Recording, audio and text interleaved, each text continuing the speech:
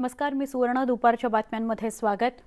या बुलेटिनमध्ये आपण एका अत्यंत महत्त्वाच्या विषयाला हात घालणार आहोत. एका महत्त्वाच्या बातमीविषयी बोलणार आहोत.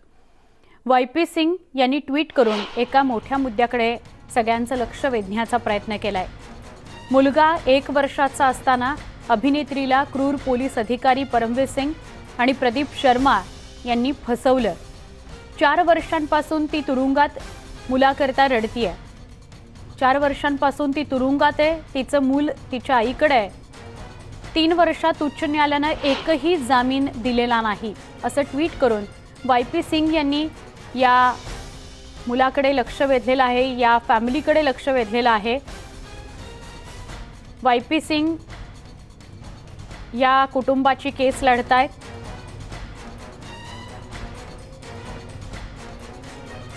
हे YP सिंग यांचं ट्विट आहे. आई वडील दोघंही जेलमध्ये आहेत. त्यांना गेली 4 वर्ष जामीनच मिळालेला नाहीये. मुद्दा हा आहे की प्रसिद्ध व्यक्ती असले, एखादा व्यक्ती ज्याचा प्रसिद्ध लोकांशी संबंध असला, काही सेलिब्रिटी असले तर त्यांच्या जामिनावर तातडीनं सुनावणी घेतली जाते, त्यांना जामीन मिळतो देखील. पण सर्वसामान्यांचं असं होत नाही. 1 वर्षाचं मूल असताना आपलं मूल घरात ठेवून आपलं मूल आपल्या आईकडे ठेवून ही आई वडील दोघंही जेलमध्ये आहेत.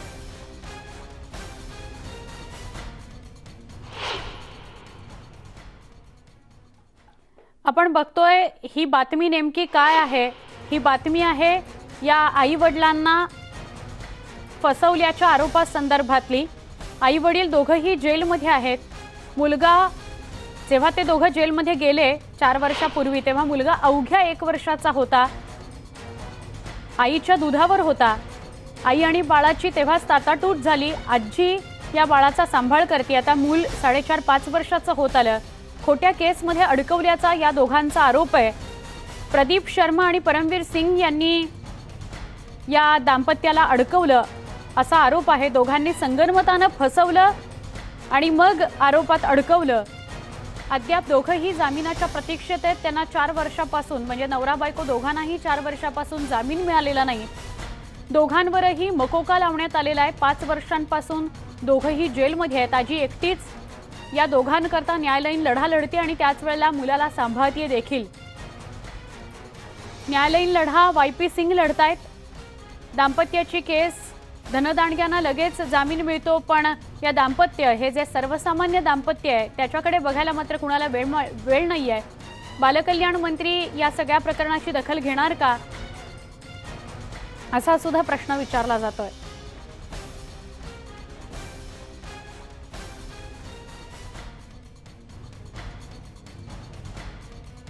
चिमुरड्याच्या आजीसोबत आमच्या प्रतिनिधी प्रणाली कापसे यांनी संवाद साधला, तो बघणार आहोत. मुलगी आणि जावई यांना तब्बल 4 वर्षापूर्वी अटक झाली. आतापर्यंत कसे दिवस काढले तुम्ही एवढ्या छोट्या नातवाला घेऊन? खूप कष्टामध्ये काढलेलं आहे. कोणी नाही आहे आणि मी अतिशय त्रासामध्ये काढलेले आहे दिवस. मला कुठलाही आधार नाही आहे, कोणाचाही आधार नाही आहे. मी मुलाला कुठे घेऊन जाऊ शकत नाही आहे. इथे घरामध्येच असतात आणि मी डायबिटीस आजारी पेशंट आहे. मी किती दिवस काढू हा मला प्रश्न पडला आहे. ज्या दिवशी तुमच्या मुलीला अटक झाली आणि त्याच्या आधी तुमच्या जावयाला अटक झाली, तो दिवस आणि त्या दिवसानंतरची आता ही 4 वर्ष तुम्ही कशी काढली?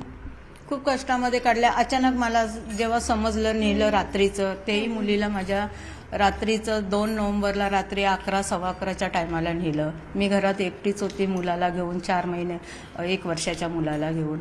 आणि अचानक नेलं. मला दुसऱ्या दिवशी माहिती पडलं, जेव्हा TV ला दाखवलं काय, तेही मला काय बघता आलं नाही. ते देवासारखी वाट बघते, अतिशय ह्याच्यानी वाट बघते मी की मुलगी माझी कधी येते म्हणून.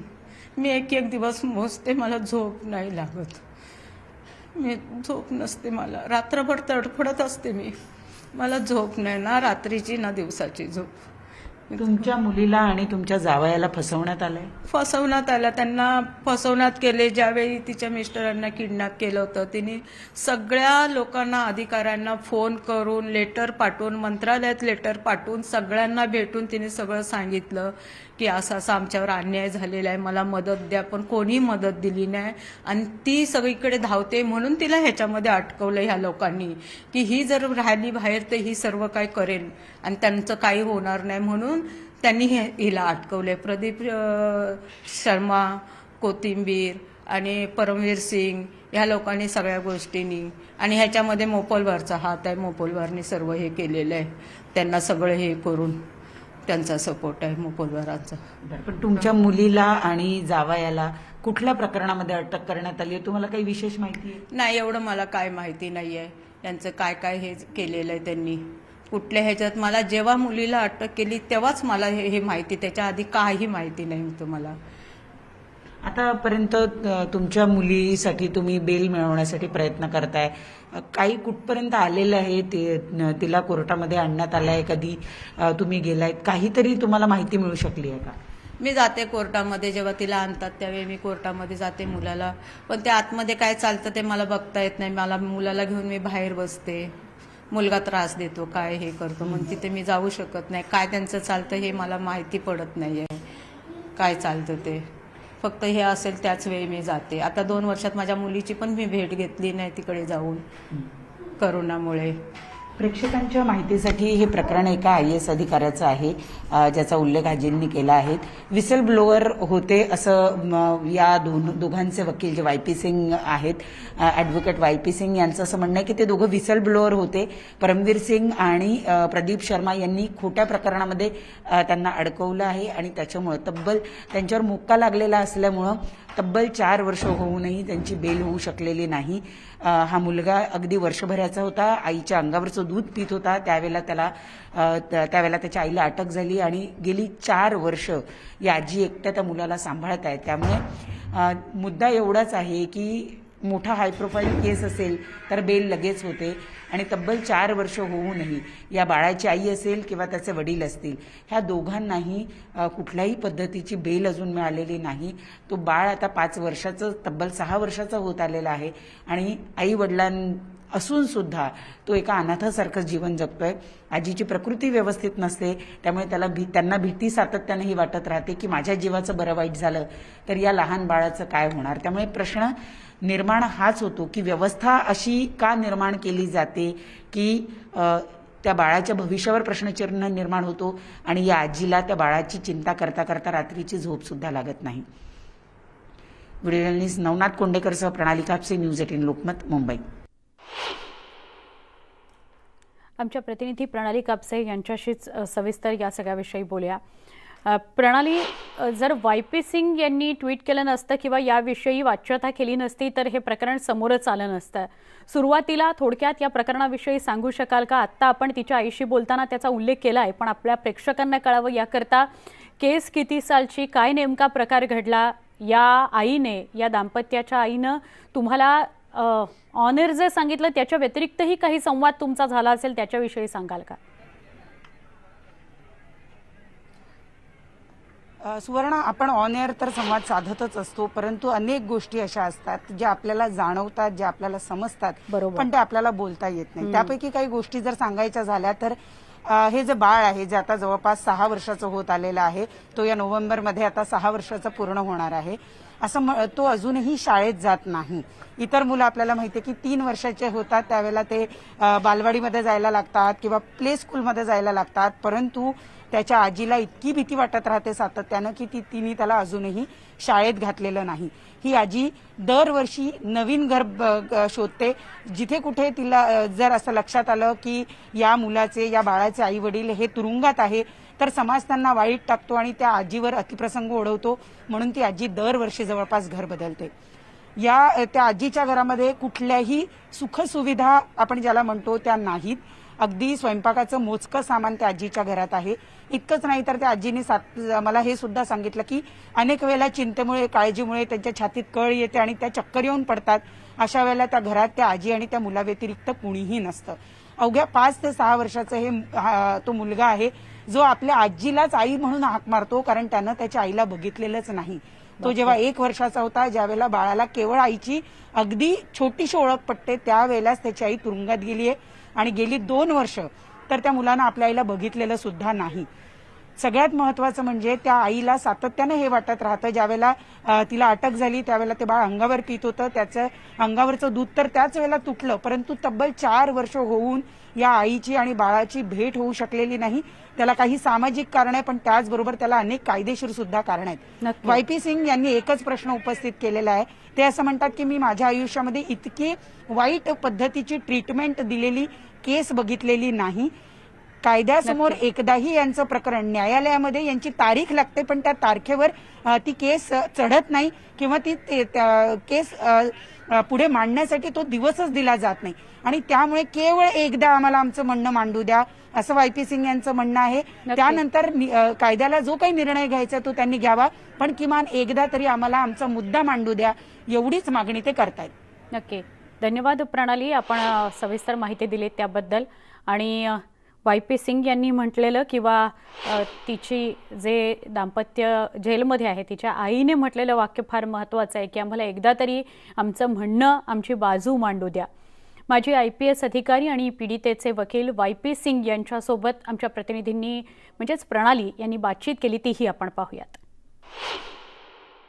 सर, न्यायालयापुढे न्यायदानापुढे सगळे सारखे असतात असं आपण म्हणतो, पण एका सेलिब्रिटीला इतक्या लवकर न्याय मिळतो आणि एक अभिनेत्री मात्र तब्बल 4 वर्ष तुरुंगात आहे, असं का होतंय?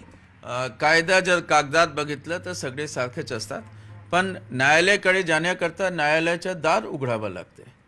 आणि जर दार उघडण्याची संधी मिळत नाही, मग न्याय कसं मिळणार? 3 वर्षपासून ती फक्त त्यांच्या म्हणणं काय, एकदा ऐकून तरी घ्या, फक्त ऐकून घ्या. एकदा ऐकला मग त्यांना बेल द्यावंच लागणार. शून्य पुरावा आहे. आणि नामवंत पोलीस अधिकारी प्रदीप शर्मा आणि परमवीर सिंगनी खोटे केस करून त्यांना अडकलेलं आहे. 2 मिनिटात जजला कळेल की हा केस खोटा आहे. मग बेल नाही मिळेल म्हणून त्यांच्या विरोधात खूप मोठे लोक आहे, सनदी अधिकारी आहे, राजनीतिक आहे. आणि असा माणूस जर तुमच्या विरोधात असेल मग तुमचा केस पुढे जाऊ शकत नाही. यांना कुठल्या प्रकरणामध्ये अटक झालेली आहे? आणि सगळ्यात महत्त्वाचं तुम्ही आता जे म्हणालात की प्रदीप शर्मा आणि परमवीर सिंग यांनी मिळून त्यांना अडकवलेलं आहे, हे तुम्ही कसं म्हणताय?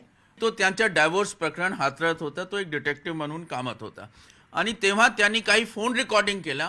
फोन रेकॉर्डिंग मध्ये सगळ्यांना वाटायला लागला त्याची बायको जर बाहेर राहिली मग हे सगळ्यांचं करप्शन जे उघडकीस येणार. आणि मग मोपलवारनी काय केलं, त्यांनी कॉन्टॅक्ट केला कोणाला? परमबीर सिंग आणि प्रदीप शर्मा, कारण की हेच अधिकारी आहे जे खोटा केस करण्याचे स्पेशलिस्ट आहे. आणि त्यांच्यावर खोटा आरोप केला की ते खंडणीची मागणी करतायत. कुठलाही पुरावा नाही. प्रदीप शर्मानी आतमध्ये जाऊन केस केला, ठीक आहे, खंडणीचा केस केला, 0 पुरावा आहे. तरी पण अशा केसेसमध्ये जर पुरावा असेल तरी सुद्धा 1 आठवड्यात त्यांना जामीन मिळू शकते. पण त्यांचा हेतू काय होता? त्यांना बाहेर येऊ द्यायचा नाही. बाहेर आलं तर सगळ्यांचं करप्शन जे आहे ते समोर येतील. त्याची बायको जे आहे ते रवी पुजारीची गँग मेंबर आहे. आणि त्यांनी रवी पुजारीला सांगितलं की तुम्ही मोपलवारला धमकी द्या की तुम्ही केस मागे घ्या, नाही तर मी बघून घेईन. असं झाल्यानंतर कायद्याप्रमाणे जर धमकी आली तर पोलीस स्टेशनला तक्रार करायला पाहिजे. पण पोलीस स्टेशन अशा केसेसमध्ये NC नॉन कॉग्निझेबल ऑफेन्स करतात, तक्रार सुद्धा जे आहे FIR सुद्धा करत नाही.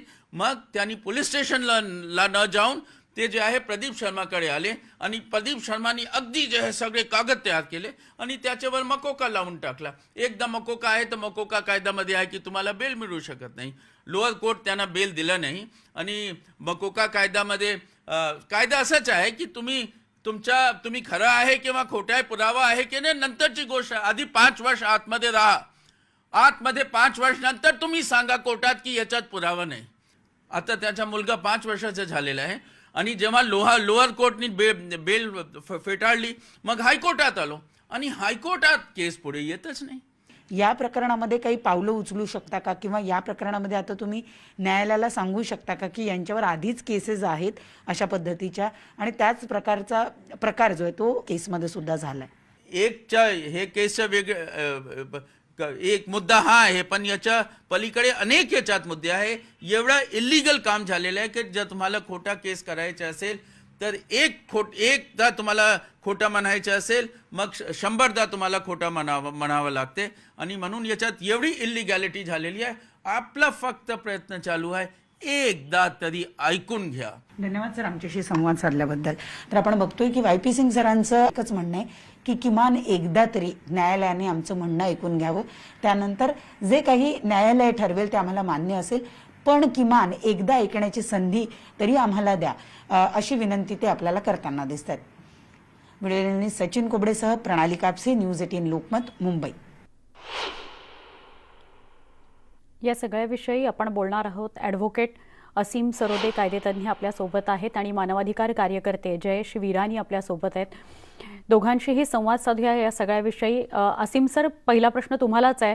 हे सगळं ऐकल्यानंतर, ही केस ऐकल्यानंतर किंवा वाय पी सिंग यांचं ट्विटही आपण पाहिलं असेल, त्यानंतर आपली पहिली टिप्पणी काय आहे?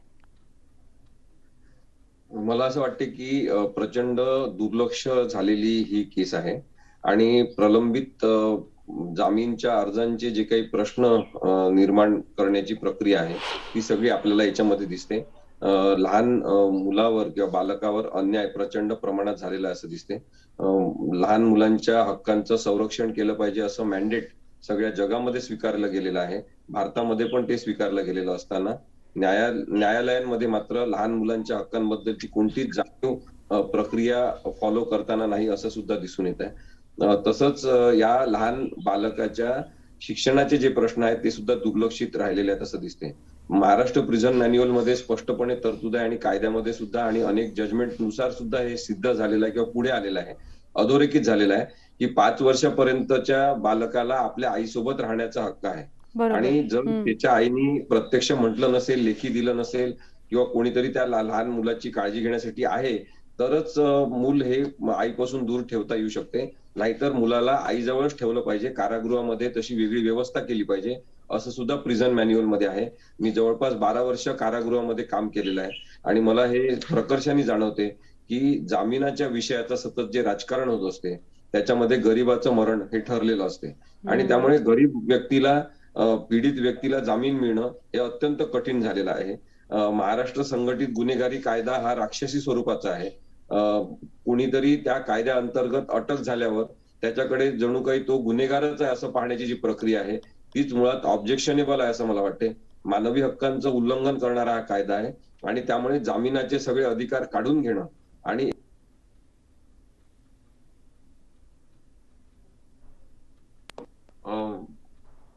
करू शकत नाही, ऍक्सेप्ट करू शकत नाही असं मला वाटते. आणि त्यामुळे या प्रकरणी जामिनाबद्दलचं त्यांचं म्हणणं ऐकून घेतलं पाहिजे. जामीन देण्याची अट एकच असली पाहिजे की ती व्यक्ती कायद्याला मदत करणार आहे की नाही, न्यायालयामध्ये हजर राहणार आहे की नाही आणि त्याच्याबद्दलची गॅरंटी घेणारी कोणी व्यक्ती आहे का ज्यांची स्थावर मालमत्ता आहे आणि ते पळून जाण्याची शक्यता नाही. एवढ्याच गोष्टी पाहून जामीन देण्याची खरं तर गरज आहे. आता प्रत्येक घटनेनुसार आणि परिस्थितीनुसार जामीनचा विचार होत असतो. या प्रकरणामध्ये केवळ Maharashtra Organise Crime Control Act लावलेला आहे म्हणून संघटित गुन्हेगारी क्षेत्रामधली ती व्यक्ती असं समजून जामीन न देणं आणि त्याच्यासोबत ज्या मुलांनी गुन्हा केलेला नाही म्हणजे त्या बालकाचे काहीच दोष नाही असं समजू थोड्या वेळासाठी की आईने काहीतरी गुन्हा केला असेल, पण याचा अर्थ त्या आईच्या शिक्षेमुळे मुलाला सुद्धा शिक्षा जेव्हा होते तेव्हा हे तर कायद्याच्या तत्वात बसत नाही.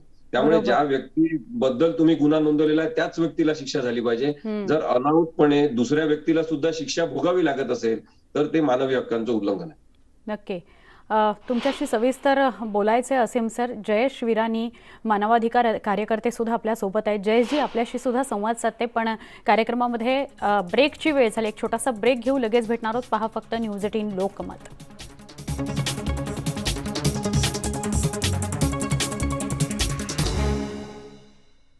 दुपारच्या बातम्यांमध्ये स्वागत. परिवहन मंत्री अनिल परब बोलतायत. थेट प्रक्षेपण आहे तो चर्चेत न सुटू शकतो. आपण आंदोलनाच्या माध्यमातून सरकारचा गळा दाबून मागण्या मान्य करून घेऊ शकत नाही.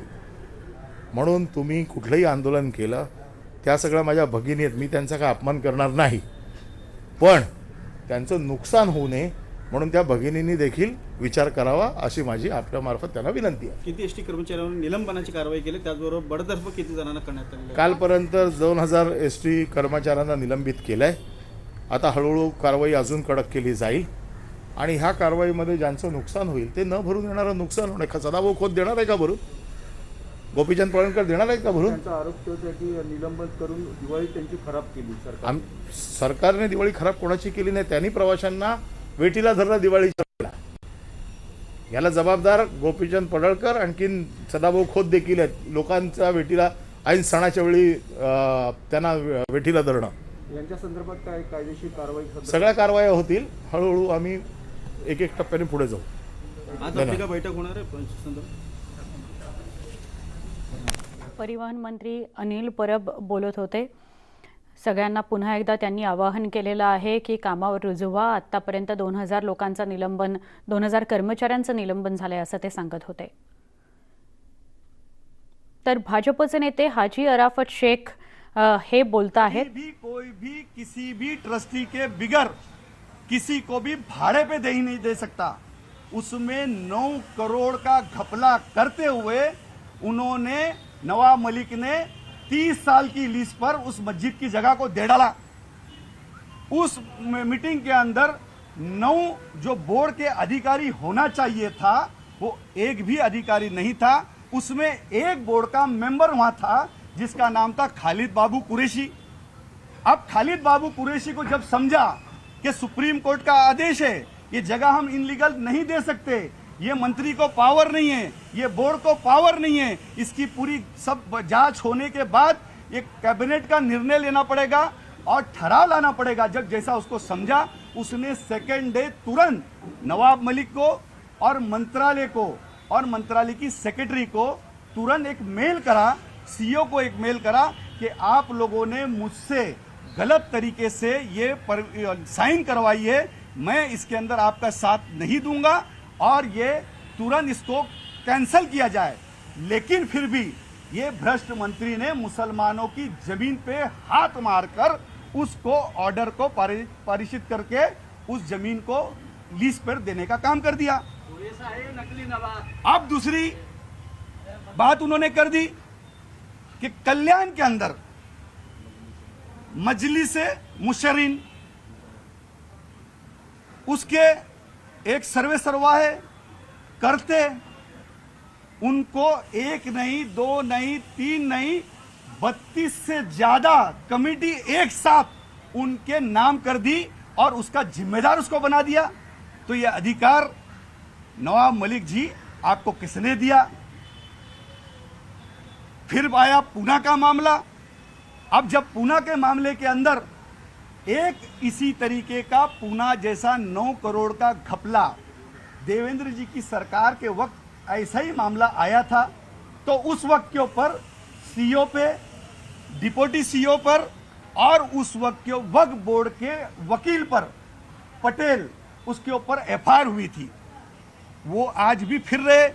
वही तरीके का मामला पूना में जब आया, जैसी पता चला कि 1-2 करोड़ रुपए ट्रस्ट से अकाउंट मलिक साहब के बड़े चाहने वाले उनके अकाउंट में ट्रांसफर किया गया, ये पठान साहब ने तुरंत आके मलिक साहब को कहा, मंत्री महोदय पूना के लोगों को पता चल गया है, ये कैसा अब 9 करोड़ ट्रांसफर करेंगे, इसमें से 2 करोड़ रुपए अब किस तरीके से हम लेंगे. तो जैसे ही पता चला उन्होंने कहा कि तुरंत उस पैसे को वापस अकाउंट में ट्रांसफर कर दो. वही पैसा वापस में अकाउंट में ट्रांसफर होता है. फिर यही नवाब मलिक पूना के सीपी को फोन करते हैं और सीपी को फोन करके कहते हैं कि तुरंत उन लोगों के ऊपर गुनाह दाखिल कर दो. लेकिन ये नहीं कहते कि जिसकी साइन हुई थी पठान की, सीईओ की, उनके ऊपर गुनाह दाखिल करो. हमारी ईडी से यही मांग है कि उसकी सकोल चौकसी करो, उसके सीडीआर निकालो, किस किस लोग कहाँ मंत्रालय में मीटिंग हुई थी, किसके बोलने पे वो 2 करोड़ रुपए ट्रांसफर हुए थे और जिसके अकाउंट में ट्रांसफर 2 करोड़ रुपए थे वो कौन था, किसका आदमी था, किसके जरिए बोल रहा था और क्या ये पूरा फर्जीवाड़ा चल रहा था उनकी भाषा के अंदर.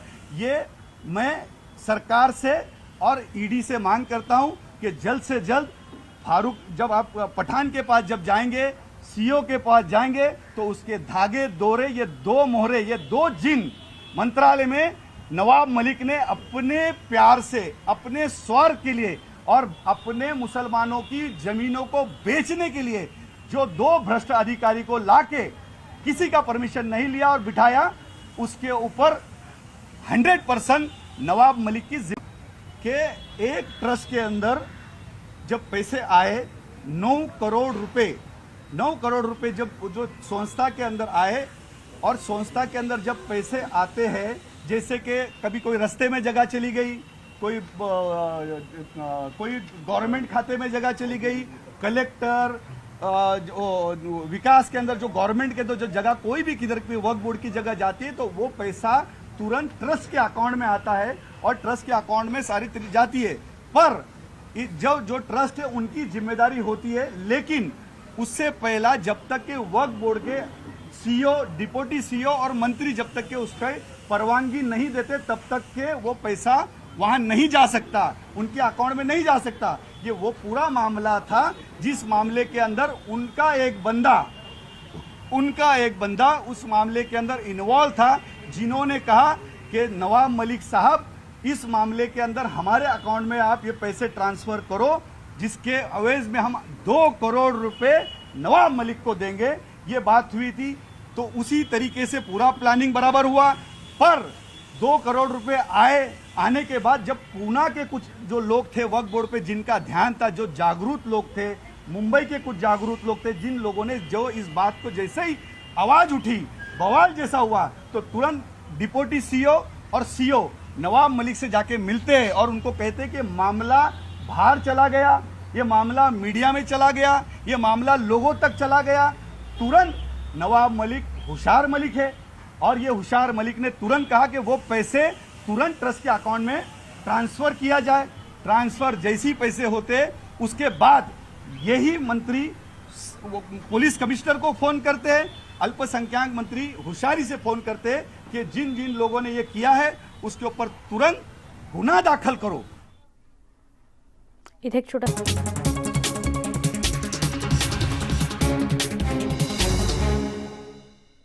अनिल देशमुखांच्या ईडी कोठडीत 3 दिवसांची वाढ करण्यात आली आहे। मुंबई सत्र न्यायालयानं देशमुखांना 15 नोव्हेंबरपर्यंत कोठडी सुनावली आहे। ईडीनं देशमुखांच्या 3 दिवसांच्या कोठडीची मागणी केलेली होती। अनिल देशमुख यांच्या ईडी कोठडीत वाढ झालेली आहे। 15 नोव्हेंबरपर्यंत त्यांना कोठडी सुनावण्यात आलेली आहे। माजी गृहमंत्री अनिल देशमुख यांचे वकील अनिकेत निकम यांच्यासोबत आमचे प्रतिनिधी अजित मांढरे यांनी संवाद साधला।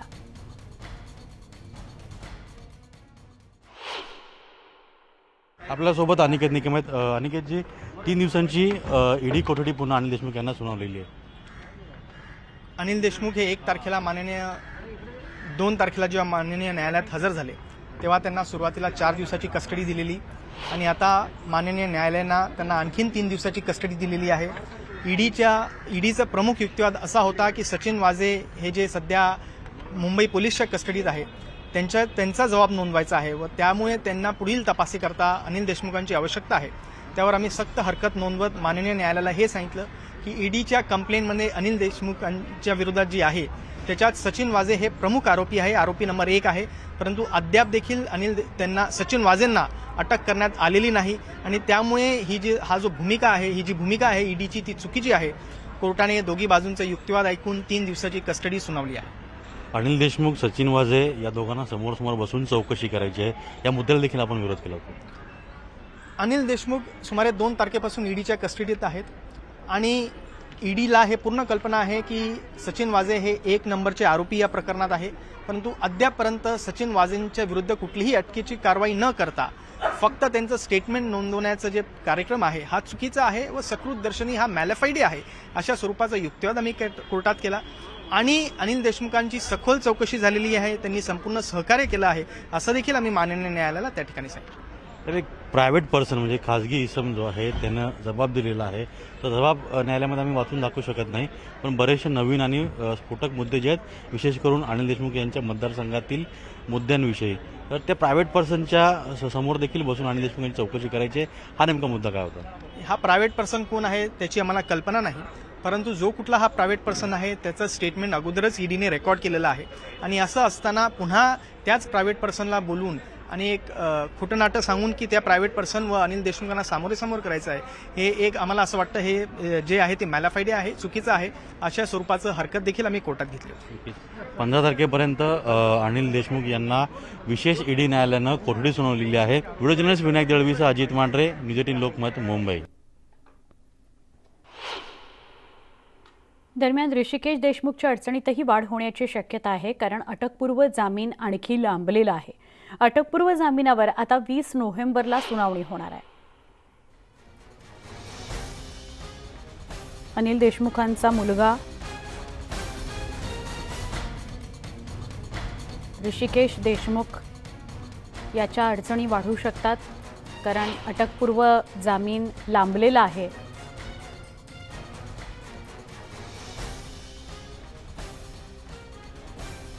अटकपूर्व जामिनावर ऋषिकेश देशमुखच्या अटकपूर्व जामिनावर 20 नोव्हेंबरला सुनावणी होणार आहे.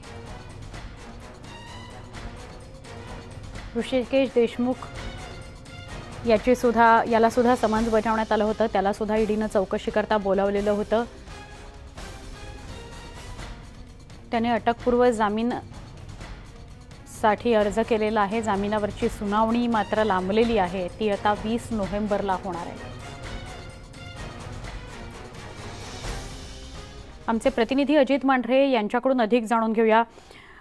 अजित, एका बाजूला पोलीस कोठडी, एका बाजूला ईडी कोठडी मिळालेली आहे अनिल देशमुखांना, आणि दुसरीकडे ऋषिकेश देशमुख याची जो जामिनासाठीचा अटकपूर्व जामिनासाठीचा जो अर्ज होता त्यावर आता 20 नोव्हेंबरला सुनावणी होणार आहे. याविषयी काय सविस्तर सांगता येईल? कशा ऋषिकेशच्या अडचणी वाढल्यात ऋषिकेश समोरच्या? सुवर्णा, ज्या पद्धतीने अनिल देशमुख यांची चौकशी सुरू होती, चौकशीनंतर त्यांना आता 3 वेळा ही कोठडी सुनावलेली आहे. या सगळ्या पार्श्वभूमीवरती अनिल देशमुख यांची सचिन वाजेसमोर समोरासमोर बसून चौकशी करायची आहे. तत्पूर्वी या प्रकरणामध्ये ऋषिकेश देशमुख म्हणजे श्री साई शिक्षण संस्था या सगळ्या संस्थेचे सगळे व्यवहार ऋषिकेश देशमुख हे पाहत होते, आणि ईडीने त्यांच्या तपासामध्ये जे आरोप केलेले आहेत यामध्ये ऋषिकेश देशमुख यांनी पैशांची हेरफार केलेली आहे आणि बेनामी कंपन्यांच्या मार्फत अनिल देशमुख यांच्या श्री साई शिक्षण संस्था या अकाउंटमध्ये पैसे मिळवलेले आहेत.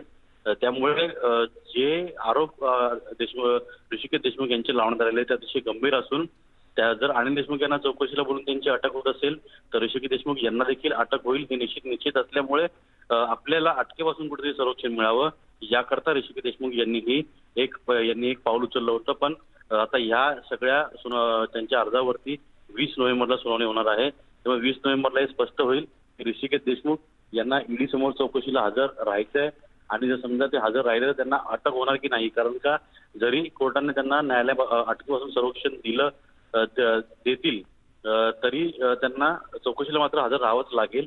पण या दरम्यान जर त्यांना अटक झाली तर त्या अटकेपासून वाचण्याकरता त्यांनी हे उचललेलं पाऊल आहे. त्यामुळे त्यांना अटकेपासून संरक्षण मिळेल का हे 20 नोव्हेंबरला स्पष्ट होईल. नक्की. धन्यवाद अजित, माहिती दिल्याबद्दल.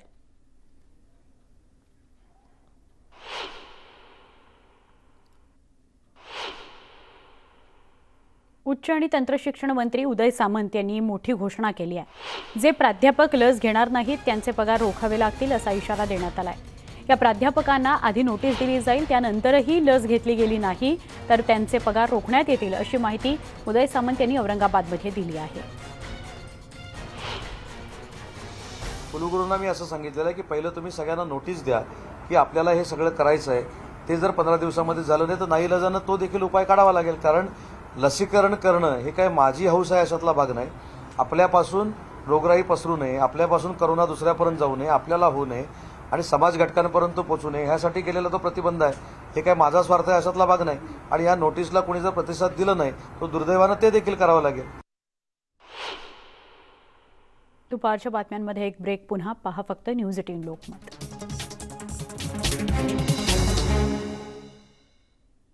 बुलेटिनमध्ये स्वागत.